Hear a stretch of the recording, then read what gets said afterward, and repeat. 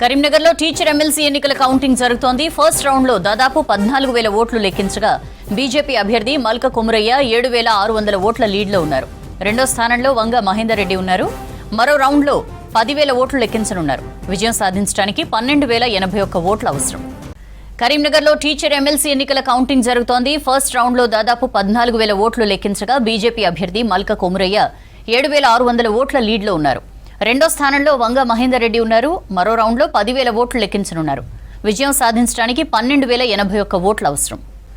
మరిన్ని వివరాలు తెలుసుకుందాం. కరీంనగర్ నుంచి వెంకటేష్ మనతో జాయిన్ అవుతున్నారు. వెంకటేష్, కరీంనగర్ ఎమ్మెల్సీ కౌంటింగ్ ఎట్లా నడుస్తోంది? గ్రాడ్యుయేట్ ఎమ్మెల్సీ కౌంటింగ్ ఇంకా మరింత ఆలస్యమయ్యే అవకాశం ఉన్నప్పుడు కూడా టీచర్ ఎమ్మెల్సీ కౌంటింగ్ సంబంధించిన తుది ఫలితం అంటే మనకు మొదటి రౌండ్కు సంబంధించిన ఫలితం కొద్దిసేపటి క్రితం అన్అఫీషియల్గా వచ్చింది. అఫీషియల్గా కూడా అనౌన్స్ చేయబోతున్నారు. అయితే మనకు టీచర్ ఎమ్మెల్సీ గురించి మాట్లాడుకుంటే మొత్తం 24,761 ఓట్లు చెల్లినవి, అంటే చెల్లనివి తీసేయగా మిగిలిన ఓట్లు 24,261 ఓట్లు ఉన్నాయి. దానిలో 12,081 వస్తే కోటా ఓటు నిండి విజయం సాధించినట్టుగా అవుతుంది. అందులో మొదటి రౌండ్లో 14 టేబుళ్ల మీద 14,000 ఓట్ల లెక్కింపు పూర్తయింది. అందులో 7,600 ఓట్లను బీజేపీ అభ్యర్థి మల్క కుమరయ్య సాధించాడు. ఇది లీడ్ కాదు, కేవలం ఆయనకు వచ్చిన ఓట్లు 7,600 ఓట్లు అతనికి వచ్చినాయి. అదేవిధంగా రెండో స్థానంలో పీఆర్టీయూ అభ్యర్థిగా ఉన్న వంగ మహేందర్ రెడ్డికి మరొక సుమారు 5,000 ఓట్ల దాకా సాధించారు. మొత్తం 15 మంది అభ్యర్థులున్నారు. అందులో ఈ ఇద్దరే దాదాపు 90% ఓట్లను షేర్ చేసుకున్నట్టు కూడా మనకు అర్థమవుతుంది. ఇందులో కూడా చెల్లని ఓట్లు కొన్ని తీసేశారు. మళ్ళీ ఆ తీసేయంగా మనకు 12,081 ఓట్లు వస్తే విజయం సాధించినట్టుగా మనం అనుకోవచ్చు. అయితే ఇంకా లెక్కించాల్సిన ఓట్లు ఇంకా 10,261 ఓట్లు ఉన్నాయి. ఈ 10,261 ఓట్లను నెక్స్ట్ రౌండ్లో 11 టేబుల్స్ మీద లెక్కించబోతున్నారు. ఇప్పుడు 14 టేబుల్ల మీద 14,000 లెక్కించారు. నెక్స్ట్ 11 టేబుల్ల మీద ఈ 10,261 ఓట్లను లెక్కించబోతున్నారు. ఇంకా ఈయనకు కోటా ఓట్లు నిండాలంటే ఇంకొక 4,500 ఓట్లు సుమారుగా సాధిస్తే సరిపోతుంది. ఇప్పటికే మొదటి 14,000లో 7,600 అంటే దాదాపు 50% పై ప్లస్ ఓట్లు ఇతనికి వచ్చినాయి.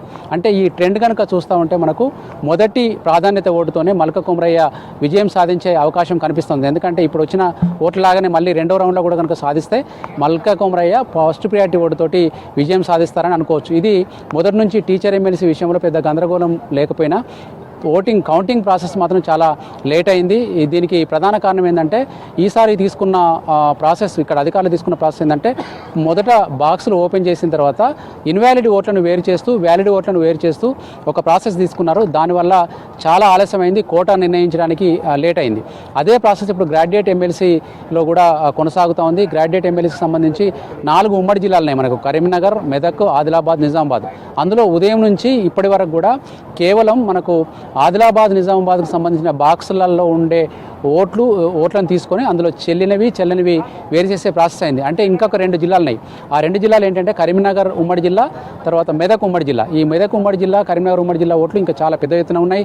దాంట్లో ఇన్వాలిడ్ ఓట్లు ఎన్ని ఉన్నాయి, వ్యాలిడ్ ఓట్లు ఎన్ని ఉన్నాయి అనేది తేల్చడానికే రేపు ఉదయం 10-11 గంటలు కూడా పట్టొచ్చని చెప్పి అధికారులు అంచనా వేస్తున్నారు. అప్పుడు కానీ మనకు రేపు 11 గంటల కానీ 11 గంటల తర్వాత కానీ అసలు ఓట్ల లెక్కింపు అంటే టేబుల్ కౌంటింగ్ ప్రారంభం కానుందని చెప్పుకోవచ్చు. ఎందుకంటే అక్కడ మనకు 2,50,000 పైచిలకు ఓట్లు పోలైనాయి.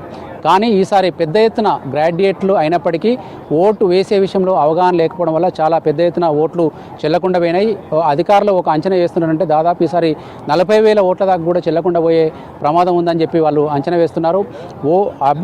ఓటర్లు వేసిన ఓట్లలో ఎక్కువ మంది వాళ్ళ ప్రయారిటీ ఓటు వేసిన తర్వాత ఆ సంఖ్యకు, ఉదాహరణకు 1వ ప్రాధాన్యత ఓటు వేస్తే 1వ సంఖ్యకు రౌండ్ చుట్టడం కావచ్చు, లేకుంటే దానికి టిక్ పెట్టడం కావచ్చు, లేకుంటే ఆ 1ని పదే దిద్దడం కావచ్చు. తర్వాత పక్కన కొంతమంది సంతకాలు చేశారు. కొంతమంది బ్యాలెట్కు ఇటు వేయకుండా వెనక వైపు తిప్పి వాళ్ళ ఇష్టమైన అభ్యర్థుల పేర్లు వాళ్ళ ప్రాధాన్యత క్రమం రాశారు. ఇవన్నిటిని కూడా వాళ్ళు ఇన్వాలిడ్గా ప్రకటిస్తూ పక్కన పెట్టేస్తూ ఉన్నారు. కొంతమంది 1కి వేసే వాళ్ళు 01 అంటే 01 అనేది మనకు 02, 03 అని కూడా రాస్తూ ఉంటారు. అట్లా రాయడాన్ని కూడా మనం ఇన్వాలిడ్గా తీసుకున్నారు. దీన్ని కొంతమంది అభ్యర్థులు అభ్యంతరం వ్యక్తం చేస్తున్నారు. కాంగ్రెస్ అభ్యర్థి వి నరేందర్ రెడ్డి కావచ్చు, ఆల్ ఇండియా ఫార్వర్డ్ బ్లాక్ అభ్యర్థి సర్దార్ రవీందర్ సింగ్ కావచ్చు, ఇప్పటికే ఈ విషయంలో ఎన్నికల కమిషన్కు ఒక లెటర్ కూడా రాశారు. ఇట్లాంటి వాటిని 01, 02 ఎవరైతే మెన్షన్ చేశారో వాళ్ళ ఎవరికి ఏ ప్రాధాన్యత ఇవ్వాలని వాళ్ళకు ఓటర్ల మనోభావం మనకు అర్థమవుతుంది కాబట్టి వాటిని వ్యాలిడ్గా ప్రకటించాలని చెప్పి వాళ్ళు కోరారు. కానీ ఎన్నికల కమిషన్ దాన్ని పరిగణిస్తుందా లేదా అన్నది పక్కన పెడితే ఇట్లాంటి ఇన్వాలిడిటీస్ అన్ని కూడా చాలా పెద్ద ఎత్తున తీసేస్తూ ఉన్నారు. అంతేకాదు మరొక ఆశ్చర్యకరమైన విషయం ఏంటంటే ఎన్నికల డ్యూటీలో ఉన్న వాళ్ళు, పోలింగ్ డ్యూటీలో ఉన్న వాళ్ళు సర్వీస్ ఓటర్లుగా పోస్టల్ బ్యాలెట్ ఉపయోగించుకున్నారు. పోస్టల్ బ్యాలెట్లో కూడా చెల్లని ఓట్లు గమనించడం ఒక విశేషం. దాన్ని చూసి కొంతమంది అయితే నవ్వుతున్నారు. వీళ్లకు ఓటింగ్ అధికారులుగా ఉన్న వాళ్ళు, పోలింగ్ నిర్వహిస్తున్న వాళ్ళకే పోస్టల్ బ్యాలెట్లో తప్పులు వేసేవారంటే సాధారణంగా ఉన్న గ్రాడ్యుయేట్లు తప్పు చేయడంలో విచిత్రం ఏం లేదన్న ఒక అంచనా కూడా వేస్తున్నారు. ఇదంతా ఒక ఎత్తు అయితే కౌంటింగ్ ప్రాసెస్ చాలా డిలే అవుతుంది. ఈ డిలే కావడానికి అక్కడ నెలకొన్న గందరగోళం కూడా ఒక కారణమని చెప్పి ఒక ఆరోపణలు వస్తున్నాయి. దీని మీద అధికారులు కొంత స్పీడప్ చేయాల్సిన అవసరం అయితే కనిపిస్తుంది. సిబ్బంది విషయంలో దాదాపు 800 మంది 800 మందిని ఎన్నికల కౌంటింగ్ విధులకు ఉపయోగిస్తున్నారు. ఇందులో 20% రిజర్వ్డ్ సిబ్బంది కూడా ఉన్నారు. వాళ్ళని కూడా వాడుకొని మన కౌంటింగ్ ప్రాసెస్ వేగంగా చేయాలని చెప్పి అభ్యర్థులు కోరుతా ఉన్నారు. ఇప్పుడు కొద్దిసేపట్లో మనకు టీచర్ ఎమ్మెల్యేస్కి సంబంధించి ఇంకో గంట సేపట్లో ఈ 10,000 ఓట్లు కూడా లెక్కించడం పూర్తవుతుంది. ఇక్కడ ఈ రోజుతో టీచర్ కౌంటింగ్ ప్రాసెస్ ముగుస్తుంది. కానీ రేపంతా కూడా గ్రాడ్యుయేట్ ఎమ్మెల్యేస్కి సంబంధించిన ఇది జరగబోతుంది. ఇంకొక వైపు నెక్ టు నెక్ ఫైట్ జరిగిందనేది మనకు అర్థమవుతుంది. ఎందుకంటే ఈరోజు వ్యాలిడ్ ఇన్వాలిడ్ ఓట్లు చూసేటప్పుడు మనకు బ్యాలెట్ పేపర్ మొత్తం ఓపెన్ చేసి కౌంటింగ్ ఏజెంట్లందరికీ షో చేస్తున్నారు. షో చేసే క్రమంలోనే అక్కడ ఎవరికి 1వ నంబరు ప్రయారిటీ ఓట్లు పడ్డాయి, 2వ ప్రయారిటీ ఓట్లు ఎవరికి పడ్డాయి అనేది మనకు అక్కడ కౌంటింగ్ ఏజెంట్లు అందరూ చూసేసి వెంట రాసేసుకుంటున్నారు. ఈ క్రమంలోనే ఆ ట్రెండ్ మొదటి 2 జిల్లాలు నేను చెప్పిన ప్రకారము ఆదిలాబాద్, నిజామాబాద్కి సంబంధించిన వ్యాలిడ్ ఇన్వాలిడ్ ఓట్ల ప్రాసెస్ పూర్తయింది. కాబట్టి ఆ క్రమంలో జరుగుతున్న ప్రాసెస్ చూస్తే 1, 2, 3 అభ్యర్థుల మధ్య ఉన్న తేడా చాలా తక్కువగా ఉంది. నెక్ టు నెక్ ఫైట్ ఉన్నట్టుగా కూడా తెలుస్తుంది. ఇదే కనుక జరిగితే ఫస్ట్ ప్రియారిటీ ఓట్లతోటి గ్రాడ్యుయేట్ ఎమ్మెల్సీ ఫలితం తేలడం కష్టంగా భావిస్తూ ఉన్నారు.